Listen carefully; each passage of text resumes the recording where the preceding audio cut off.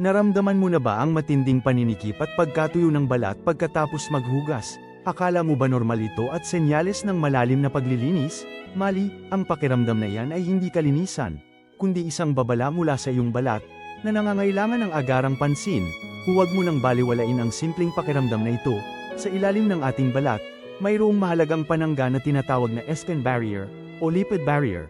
Ito ay binubuo ng lipids, fatty acids, at ceramides, na nagpoprotekta sa atin mula sa masasamang elemento at pumipigil sa pagkawala ng moisture. Ito ang nagpapanatili ng balat na malambot at malusog.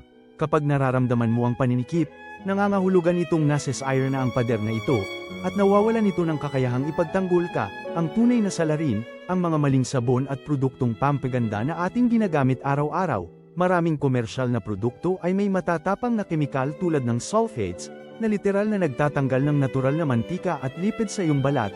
Ito ay nagiging sanhi ng chemical damage sa iyong skin barrier. Iniiwan kang exposed sa iritasyon at pagkatuyo. Oras na para malaman ang katotohanan at protektahan ang iyong balat.